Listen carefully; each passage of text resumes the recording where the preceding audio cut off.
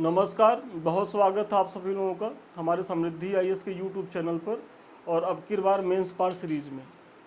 आज का जो हमारा प्रश्न है वो जीएस प्रश्न पत्र 3 से है और प्रश्न है कि भारत में बढ़ते राजकोषीय घाटे के पीछे उत्तरदायी कारक कौन से हैं, इसमें कमी लाने हेतु उपायों की जो है वो चर्चा करना है। 12 अंक का प्रश्न है, तो आइए देखते हैं।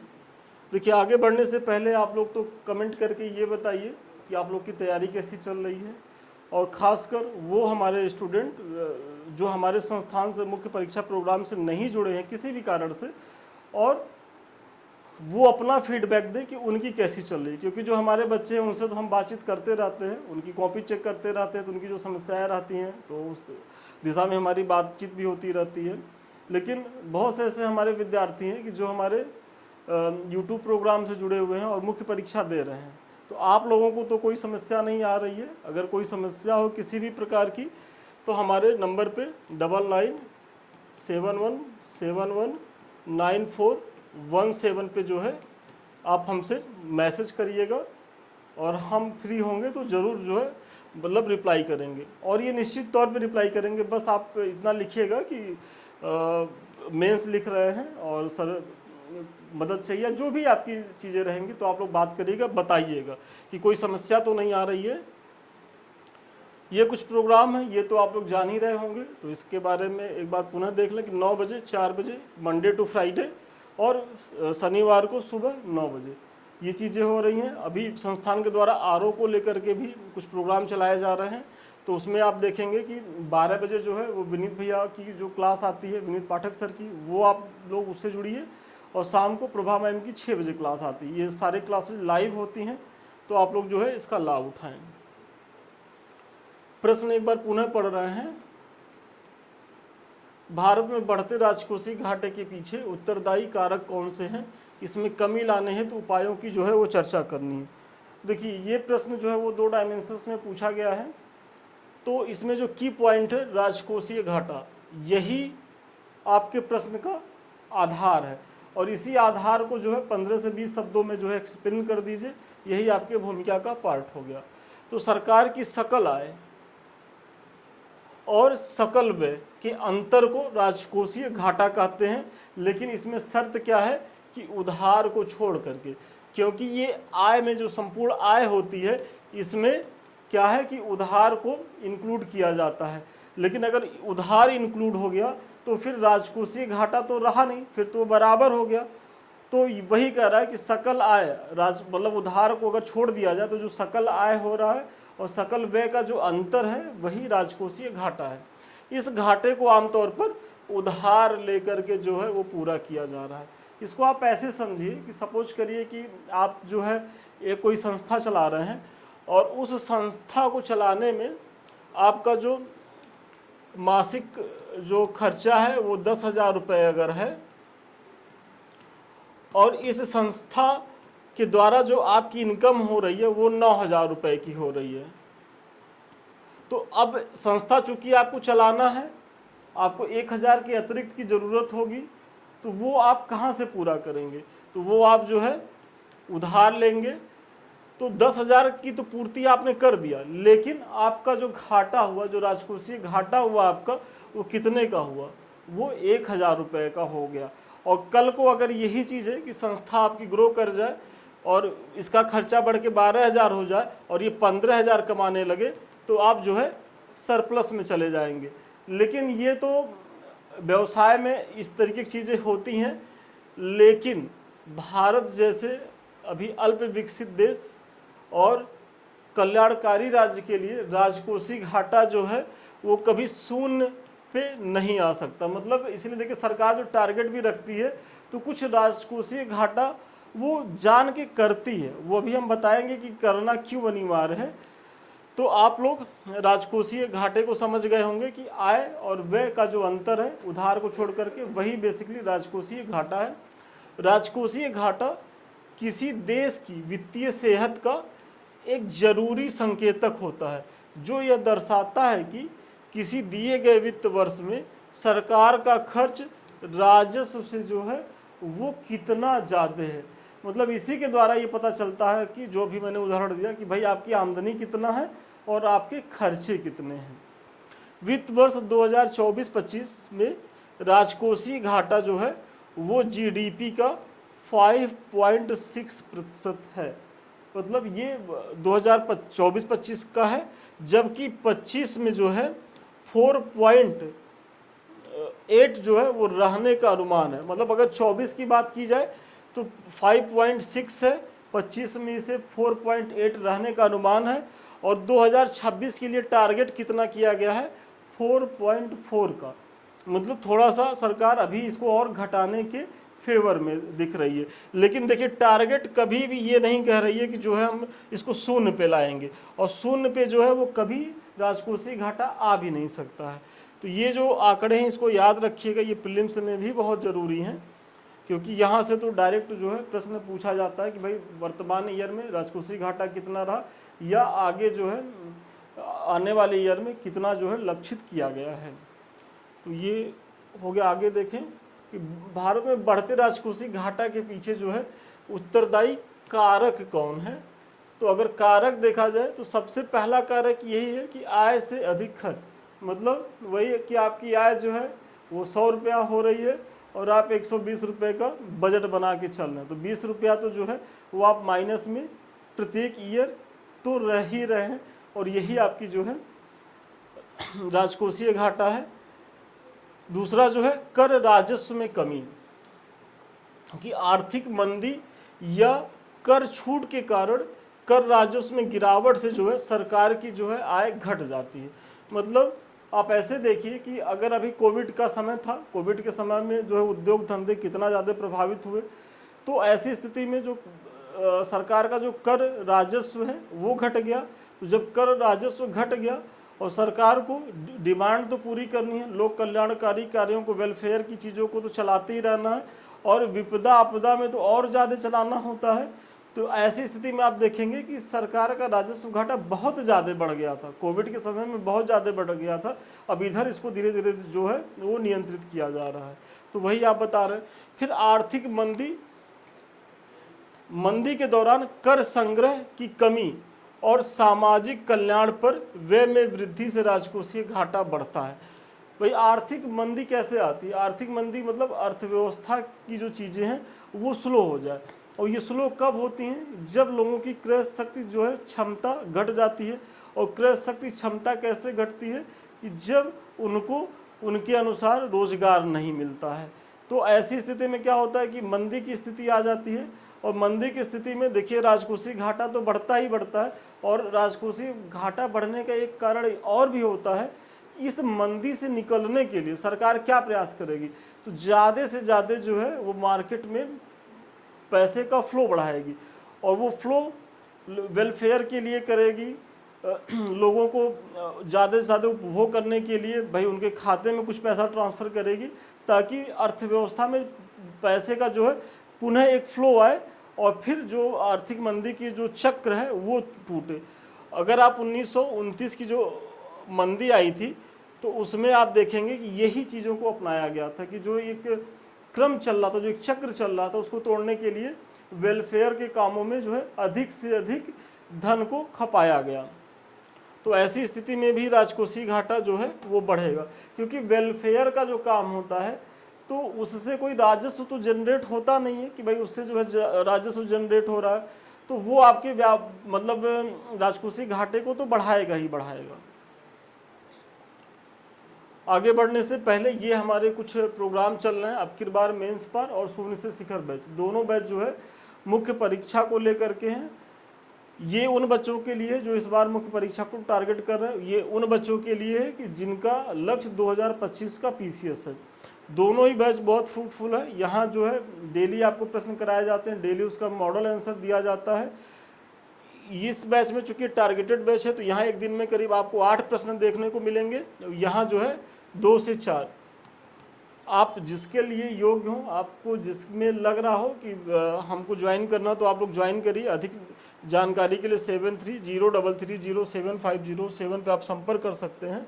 देखिए इस तरीके से आपकी कॉपी आएगी, आपको प्रश्न दिया जाएगा, आप ऐसे कॉपी को भेजेंगे और प्रॉपर वे में मूल्यांकन होगा। अगर आपका आधा नंबर भी काटा गया तो क्यों काटा गया है वो बताया जाएगा, और कैसे आप इम्प्रूव कर सकते हैं वो भी बताया जाएगा। और जब ये सब चीज़ें हो जाएंगी तब आपको जो है मॉडल आंसर भी दिया जाएगा। मतलब प्रत्येक टॉपिक से न केवल क्वेश्चन होगा, उसका मॉडल आंसर होगा। और जब आप अपने मुख्य परीक्षा में जाएंगे तो समृद्धि संस्थान की तरफ से करीब करीब 500 प्रश्नों का आपके पास ऐसा सेट होगा कि जो आपकी परीक्षा के लिए बहुत ज़्यादा जो है फ्रूटफुल होगा। तो इससे जुड़िए और इसका लाभ लीजिए। अब वाह्य कारक में अगर देखा जाए तो वैश्विक आर्थिक कारक जैसे मुद्रास्फीति और अंतर्राष्ट्रीय व्यापार में बदलाव भी जो है वो राजकोषीय घाटे को प्रभावित करते हैं। भाई वर्तमान में देखा जाए तो जो ट्रंप महोदय हैं वो टैरिफ वार एकदम छेड़े हुए हैं, और इससे जो है देश दुनिया के शेयर मार्केट की जो स्थिति है आप देख ही रहे होंगे अगर न्यूज़पेपर उठा करके कि कितने महत्वपूर्ण देश, जापान जैसे देश के शेयर बाजार एकदम धड़ाम से नीचे गए, भारत भी उसे छूता नहीं रहा। तो इससे क्या है कि लोगों के जो है वो संपत्ति धन का जो है वो अपव्यय हो रहा है, वो मतलब जल करके खाक हो जा रहा है। तो ऐसी स्थिति में क्या है कि भाई राजकोषीय घाटा बढ़ेगा, और फिर मुद्रास्फीति भी जो है वो राजकोषीय घाटा जो है वो बढ़ाने के पीछे का एक महत्वपूर्ण उत्तरदायी कारक होता है। अगली जो पॉइंट है वो सरकारी नीतियां हैं कि सरकार द्वारा लागू की जाने वाली नीतियां जैसे कर नीति, सार्वजनिक व्यय भी जो है राजकोषीय घाटे को प्रभावित करते हैं। मतलब अब ये है कि अगर सरकार जो है ऐसे कर लगा रही हैं और उस कर में भी अगर बहुत ज़्यादा हाई टैक्स लगा दिया और नीचे के बहुत लोगों को, अब जैसे आप ऐसे समझिए कि अभी की जो स्थिति है 12 लाख तक जो है इनकम पर आपको अगर कोई कर ना देना पड़े, और 12 लाख के ऊपर से जो है जो भी इनकम कर रहा है उस पर बहुत ज़्यादा आप टैक्स लगा दीजिए तो टैक्स का आधार छोटा होगा। और ऐसा नहीं है कि यहाँ आपको बहुत ज़्यादा राजस्व मिलेगा, लेकिन अगर आप जो है इसको 7 लाख पे ही लगा दीजिए और इसको कई स्लेब में बांट करके लगाइए कि भाई 7 लाख से जो है जो पहले सरकारें करती थी, तो उससे क्या है कि कर का आधार व्यापक होगा, बहुत से ज़्यादा लोगों पे लगेगा। जो ज़्यादा कमा रहा है उससे थोड़ा ज़्यादा लिया जाए, जो कम कमा रहा है उससे थोड़ा सा कम लिया जाए। लेकिन अगर टैक्स के दायरे में ज़्यादा से ज़्यादा लोग आएंगे तो उससे सरकार का जो है वो कर राजस्व बढ़ेगा, और जब राजस्व बढ़ेगा तो उसका जो आय व्यय का जो अंतर है वो घटेगा। तो इस तरीके से अर्थव्यवस्था के लिए वो सकारात्मक होगा। लेकिन सरकारों के साथ भी मजबूरी होती है। सबसे पहली मजबूरी तो उनको भाई सरकार बनानी है, और ऐसा तो है नहीं कि भाई मध्य वर्ग का खून निचोड़ करके भाई गरीब व्यक्ति पे तो लगाया ही नहीं जा सकता। भारत की एक बड़ी आबादी अभी गरीबी रेखा के नीचे है, उसके बाद बचते हैं मध्य वर्ग जिनका एक व्यापक आधार है। तो अगर इन और सबसे ज़्यादा टैक्स का बोझ इन्हीं पे है, लेकिन अगर इनको छूट नहीं दी जाएगी तो सरकारें फिर अपनी जो है सरकार नहीं बना पाएंगी। तो कई कारण होते हैं जिसके पीछे सरकारी नीतियाँ जिम्मेदार होती हैं। और अभी चुनाव आएगा, चुनाव के समय में तमाम ऐसी घोषणाएं भी ये करेंगे कि भाई आप जो है किसान हैं तो किसानों आप हमको वोट दीजिए, आपको किसान कर्ज से माफ़ी, बिजली पानी की फ्री उपलब्धता, बस में आप यात्रा कर रहे हैं महिलाएं हैं तो उनको फ्री। तो ये सारी चीज़ें जो निःशुल्क दी जा रही हैं, तो सरकार में जो बैठे लोग हैं वो अपने घर से तो दे नहीं रहे हैं, वो हमारे आपके ही टैक्स से दे रहे हैं। और टैक्स को मतलब प्राप्त करने का एक लिमिटेड सोर्स ही तो है भाई। ऐसा तो है नहीं कि लोगों की आमदनी बहुत तेज़ी से भाग रही है और आप टैक्स लगाते जा रहे हैं, उस तरीके का आप आधारभूत संरचनाओं का विकास तो कर नहीं रहे हैं। तो ये राजकोषीय घाटा ऐसे भी बढ़ती है, ये जो फ्री रेवड़ियाँ बांटने की जो संस्कृति डेवलप हो रही है। इसीलिए कोई भी सरकार आए आपसे कहे कि आप जो है हमको वोट दीजिए, हम आपको ये दे देंगे, ये दे देंगे, ये दे देंगे, आप कहिएगा नहीं हमको वो सब मत दो, हमको आप हमारे एजुकेशन के लिए क्या कर रहे हैं ये बता दीजिए, हमारे हेल्थ के लिए क्या कर रहे हैं ये बता दीजिए, और हमारे रोजगार के लिए आप क्या कर रहे हैं ये बता दीजिए। ये 3 चीज़ मांग लीजिए वो उल्टा पांव भागेंगे, क्योंकि ये तीनों चीज़ वो नहीं करेंगे, वो कर भी नहीं सकते क्योंकि उनके पास संसाधन ही उतने नहीं है। हाँ ये जो है कि आपको 1500 रुपया दे देंगे, आपका वोट खरीद लेंगे, लेकिन इससे आप लोग बचिएगा, क्योंकि इससे आपका जो है वो विकास नहीं होगा। आप जहां हैं वहीं की स्थिति में बने रहेंगे। फिर ऋण पर ब्याज भुगतान, कि राजकोषीय घाटे को पूरा करने के लिए सरकारों को ऋण लेना होता है और उस पर ब्याज का जो है भुगतान करना पड़ता है। यदि वो उदाहरण आपको याद होगा कि जो मैंने कहा कि भाई कोई संस्थान चला रहा है तो 10,000 खर्चा हो रहा है, 9,000 ही आपकी इनकम हो रही है, तो जो 1,000 को ला रहे उधार लेके ला रहे हैं, तो जब उधार आप लेते हैं तो उस पर ब्याज भी देते हैं, तो अब वो जो ब्याज दे रहे हैं वो भी किसका पार्ट हो जाएगा, तो वही आपके राजकोषीय घाटे का, क्योंकि वो आपकी आमदनी से ही तो ब्याज जाएगा, तो वो भी बढ़ता जाएगा। तो ये सारे सम्मिलित कारण हैं किसके, राजकोषीय घाटा के बढ़ने के, किसके, भारत के। और कम बेस यही चीज़ें जो हैं जितने भी विकासशील देश है उनके पीछे के लिए उत्तरदायी कारक होते हैं। अब राजकोषीय घाटे को कम करने का उपाय क्या है? तो सबसे पहला उपाय यही है कि सार्वजनिक ऋण और सार्वजनिक व्यय को प्रभावी प्रबंधन किया जाए। मतलब अगर हम 1,000 रुपया कमा रहे हैं तो हम 1,000 रुपया जो है वो खर्च करने की योजना बनाए, ना कि 1,100 या 1,200। मतलब हम ऐसा प्रबंधन करें कि जो हमारी आय है उसी में हम व्यय करें। तो एक तो ये तरीका हो सकता है। फिर सब्सिडी को तर्कसंगत बनाना, मतलब आप लोग जानते होंगे कि बहुत सी चीज़ें जो हैं सरकार वेलफेयर के तहत सब्सिडी के रूप में अपने लोगों को देती है। तो ठीक है, देखिए भारत में तो अभी सब्सिडी की ज़रूरत है क्योंकि पिछड़े लोग हैं, गरीब लोग हैं, लेकिन वो टारगेटेड होना चाहिए। ऐसा नहीं है कि जैसे किसान सम्मान निधि की बात है भाजपा सरकार दे रही है, और देखिए ये हम इसलिए ये मुझे पसंद नहीं है क्योंकि यहाँ कोई भी किसान है उसको 6,000 रुपया सालाना सरकार दे रही है। कायदे से यहाँ होना चाहिए कि जिनके पास बहुत थोड़ा खेत हो, मतलब खेत की क्राइटेरिया तय कर देनी चाहिए, उसके बाद ही चीज़ों को देनी चाहिए। तो इसीलिए सब्सिडी को जो है वो लक्षित करने की ज़रूरत है। मतलब अगर डीजल पे क्या है कि पूर्वी उत्तर प्रदेश का वो काश्तकार वही सब्सिडी पा रहा है जो पंजाब का बहुत बड़ा जो है लैंड होल्डर पा रहा है। मतलब एक के पास 1,000 बीघा खेत है, एक के पास 1 बीघा खेत है, और डीजल खरीदने जा रहे हैं तो दोनों को एक रेट पे मिले, तो ये तो कहीं न्याय नहीं हुआ। सरकार को चाहिए कि जो 1,000 बीघे का जोतदार है उससे ठीक ठाक पैसा ले ले, और जो 1 बीघे का है उसका थोड़ी सी सब्सिडी और कम कर दे। तो ये टारगेटेड होनी चाहिए।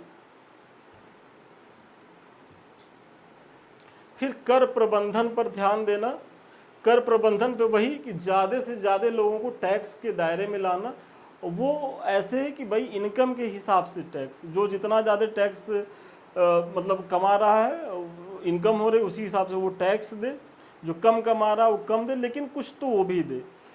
तो ये प्रयास होना चाहिए। फिर विनिर्माण क्षेत्र का विकास करना, मतलब ऐसे क्षेत्रों का विकास करना जिससे फिर निकट भविष्य में पूंजी जनरेट हो। ऐसा नहीं है कि हमारी इनकम हो रही है तो हम उसको जो है लग्जरी प्रोडक्ट्स पे खर्चा कर दे ज़्यादा से ज़्यादा। तो जो लग्जरी प्रोडक्ट्स है, आप एक उदाहरण लीजिए कि सोचिए अभी आप नए नए उद्यमी बनते हैं और आपका 1 करोड़ रुपए का फ़ायदा हुआ, और उसमें आपको ये लगा कि नहीं सर अब तो बहुत अच्छा है, और हम क्या करते हैं कि पहले थोड़ा सा स्टेटस मेंटेन करने के लिए एक फॉर्च्यूनर गाड़ी खरीद लेते हैं।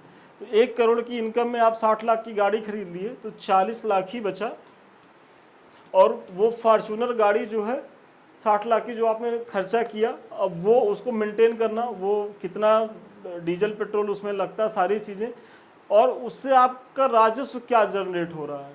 तो राजस्व उससे कुछ नहीं जा रहा है, बल्कि नहीं मिल रहा है, बल्कि आपके जो अपने पैसे हैं वो उसमें खप रहे हैं। तो वही है कि आमदनी अठन्नी, खर्चा रुपया नहीं करना है। आप इस चीज़ को गुजरातियों से सीखिए।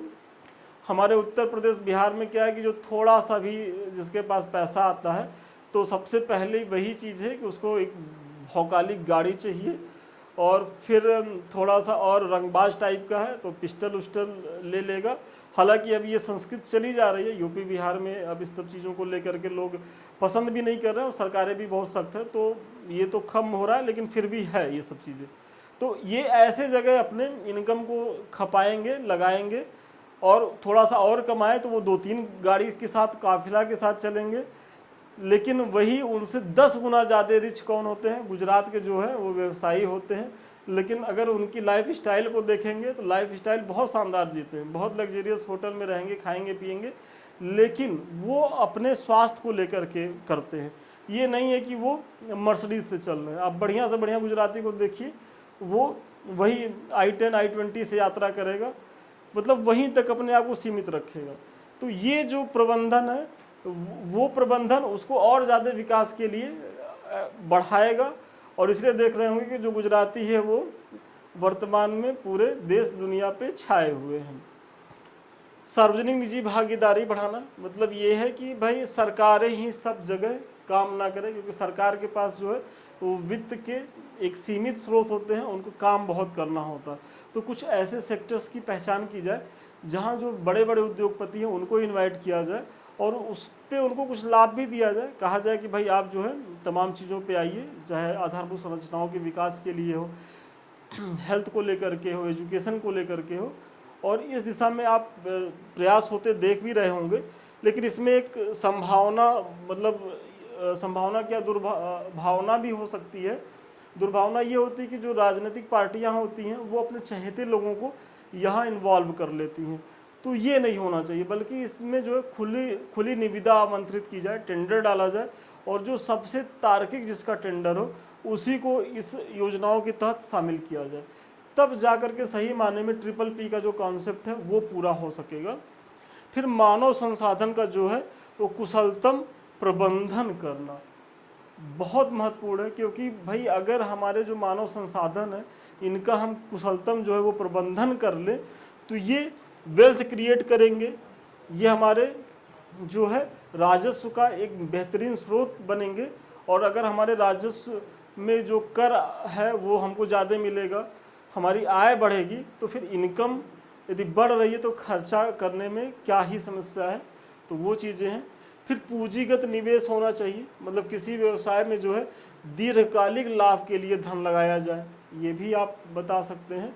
और अगला जो है कि रुग्ण इकाइयों, सार्वजनिक इकाइयों का विनिवेश किया जाए। मतलब ऐसा नहीं है कि जो हमारी पुरानी इकाइयां हैं और वो बहुत घाटे में चल रही हैं, जैसे भी सरकार ने BSNL का जो है एक तरीके से विनिवेश किया, या उसमें जो है वो प्राइवेट की तरफ बढ़ रहा है, या और भी जो हमारे संस्थान कई ऐसे हैं कि जो घाटे में चल रहे थे, तो उनका विनिवेश के द्वारा जो है निजी हाथों में उसका सौंपा गया, और वही जो हमारे लिए सफ़ेद हाथी बने हुए थे वो निजी हाथों में जाते ही लाभ के मतलब लाभप्रद स्थिति में आ गए। तो ऐसी चीज़ों में भी बचना चाहिए, क्योंकि अगर इन इकाइयों को, भाई जैसे अब ये एक उदाहरण लीजिए एयर इंडिया का जो है वो सरकार ने इसलिए बेचा क्योंकि वो सरकार का प्रतिवर्ष जो है 500, 600, 700 करोड़ का घाटा दे रही थी, और अब सरकार इसको बेच दी है। तो अब जो प्राइवेट जो प्लेयर हैं जो इसको चला रहे हैं, देखिएगा कुछ दिन में ये डेवलप वाली स्थिति में आ जाएंगे। तो ये सरकारों को करते रहना चाहिए, ऐसा नहीं है कि उसको मोह लेकर के नहीं रखना चाहिए कि भाई चलिए हमारे एसेट्स हैं। यदि कभी भी एसेट्स आपको निगेटिव जा रहे हैं, आपको लाभ नहीं दे रहे हैं, तो 1 साल 2 साल आप वेट करिए, उसके बाद आप इस दिशा में प्रयास करिए। और ये अच्छा प्रयास है। और आप देखते होंगे कि बजट में जो है विनिवेश जो है एक मतलब एक इसका मंत्रालय ही गठित हुआ था NDA के समय में ही, अटल बिहारी वाजपेयी के समय में ही, और ये अच्छा काम भी कर रहा है। और सरकार जो है अपने बजट में विनिवेश का एक लक्ष्य भी रखती है कि हम अपने एसेट्स में अपनी भागीदारी को इस लेवल तक कम करेंगे और इससे हम जो है कुछ राजस्व जो है इकट्ठा करेंगे। तो ये जो सम्मिलित प्रयास हैं ये राजकोषीय घाटे को नियंत्रित करने की दिशा में महत्वपूर्ण कदम है। तो वही आपने बताया। इस प्रकार उपयुक्त प्रयासों द्वारा राजकोषीय घाटे को एक सीमा तक नियंत्रित किया जा सकता है, किंतु इसको पूरी तरह नियंत्रित करना न तो संभव है और न ही उचित, विशेषकर भारतीय अर्थव्यवस्था के संदर्भ में। देखिए, निष्कर्ष में हम इसलिए इसको दिखाए हैं क्योंकि भारत के में क्या है कि अभी एक हमारी बड़ी आबादी जो है वो BPL में है, मतलब लो पॉवर्टी लाइन के नीचे, गरीबी रेखा के नीचे रह रही है। और ऐसे में उनके वेलफेयर के लिए काम करना है, मतलब उनका जो सामाजिक आर्थिक उत्थान हो सके, तो इस दिशा में सरकारें प्रयास करती हैं। तो आय और व्यय की चीज़ें बराबर तो हो नहीं सकती, क्योंकि हमको ऐसे जगह इन्वेस्ट करना होता है जहाँ से जो लाभ मिलेगा वो दीर्घकालिक लाभ मिलेगा। अगर समाज का कोई बहुत पिछड़ा वर्ग है, आप उसके एजुकेशन में, हेल्थ में खर्चा कर रहे हैं, तो वो तुरंत तो आपके लिए वेल्थ क्रिएट नहीं करेगा, लेकिन हाँ उसकी 1 पीढ़ी 2 पीढ़ी के बाद वो आपके लिए वेल्थ क्रिएटर होगा। लेकिन आपको 1-2 पीढ़ी तक तो जो है ये वेट करना होगा और थोड़ा सा उसके भार को सहन करना होगा। और इसीलिए देखिए भारत सरकार भी इसको लेकर के संजीदा है, और जो वो लक्ष्य रख रही है 4.6 का रख रही है, 4.4 का रख रही है, मतलब उसको 3 या 3 के नीचे नहीं ले जा रही, मतलब 3% से नीचे तो वो लेके जाएगी ही नहीं भविष्य में भी, फिलहाल 50 साल तक जो संभावना है। तो चलिए आज के प्रश्न का उत्तर यहीं तक था, और मुझे बहुत भरोसा है कि इस प्रश्न के माध्यम से एक महत्वपूर्ण टॉपिक को जो है वो कवर करने का प्रयास हुआ है। देखिए इकोनॉमी का जो क्लास होता है थोड़ा सा लंबा हो जाता है, क्योंकि जनरली जब मैं क्लास में रहता हूँ तो इकोनॉमी को लेकर के बच्चे बहुत ज़्यादा सशंकित रहते हैं। उनको लगता है सर इकोनॉमी की चीज़ें कहाँ से करें कहाँ से करें।